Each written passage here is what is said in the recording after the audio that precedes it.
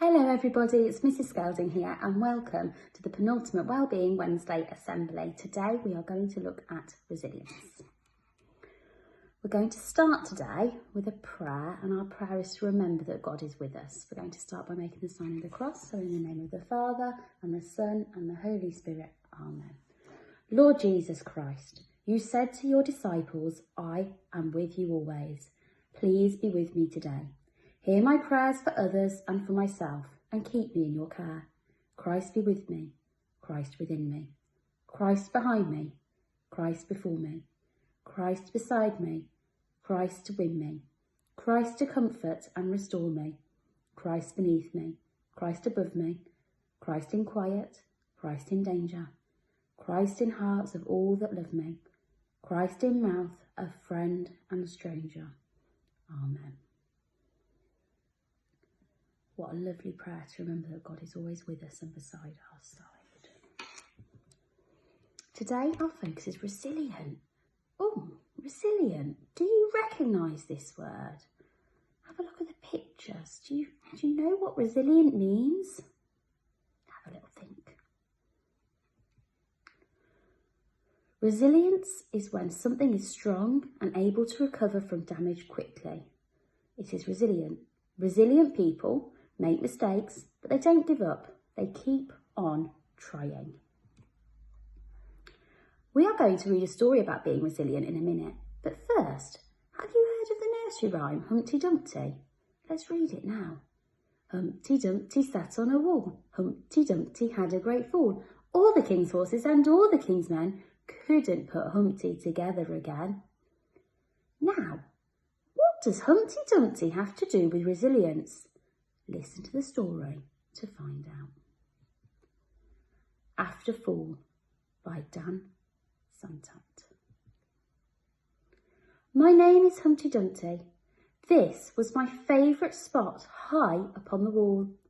I know it's an odd place for an egg to be, but I love being close to the birds. Then one day I fell. I'm sort of famous for that part. Folks called it the Great Fall, which sounds a little grand. It was just an accident, but it changed my life. Fortunately, all the king's men managed to put me back together.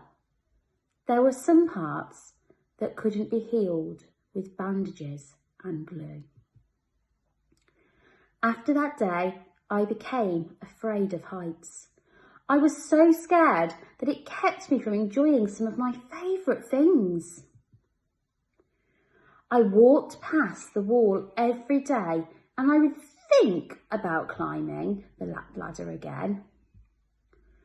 I really missed the birds and being high above the city, but I could never do it because I knew that accidents can happen. I eventually settled for watching the birds from the ground. It wasn't the same, but it was better than nothing.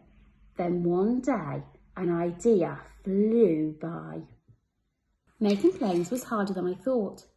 It was easy to get cuts and scratches, but day after day, I kept trying and trying until I got it just right. My plane was perfect and it flew like nothing could stop it. I hadn't felt that happy in a long time. It wasn't the same as being up in the sky with the birds, but it was close enough. Unfortunately, accidents happen. They always do. But then I thought about all the time I'd spent working on my plane and all the other things I'd missed. But the higher I got, the more nervous I felt. I didn't want to admit it. I was terrified. I didn't look up, I didn't look down. I just kept on climbing, one step at a time, until I was no longer afraid. Maybe now you won't think of me as that egg who was famous for falling. Hopefully you'll remember me as the egg who got back up. and learned how to fly. Life begins when you get back up. What an absolutely beautiful story with a lovely message. Have you ever tried to do something that was difficult and not succeeded the first time? I'm thinking about when I was in school. When I was in year 3, I can remember it really clearly. I wasn't very good at handwriting and my teacher told me off and she made me stay in at break time and I was mortified. I was so upset. And I remember I went home and I practiced. And I remember I went home every night and I practiced and practiced and practiced until I had nice handwriting because I wanted other people to be proud of me and I wanted to feel proud of myself. Sometimes we can find certain challenges in life tricky and we get things wrong or make mistakes, and that's okay. Learning our spellings, times tables, long division, learning to ride a bike, to tie our shoelaces. Can you think of anything that you might find difficult? I'm just having a little think of this part of the story. What did Humpty Dumpty mean when he said there were some parts of him that couldn't be healed by bandages and glue?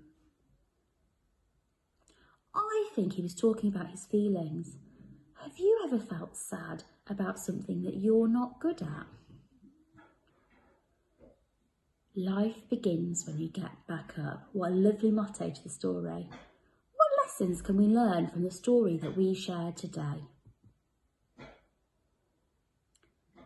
You can go back and change the beginning, but you can start where you are and change the ending. Mistakes are good.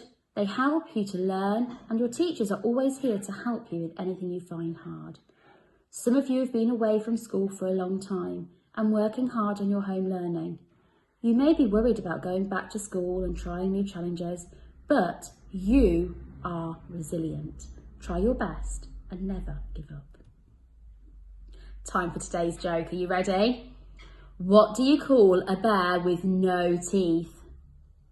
A gummy bear! I like the white ones, they're really tasty. So we'll see you next week for the last Wellbeing Wednesday Assembly. I hope you've had a lovely day. Stay safe and I'll see you all soon. Bye.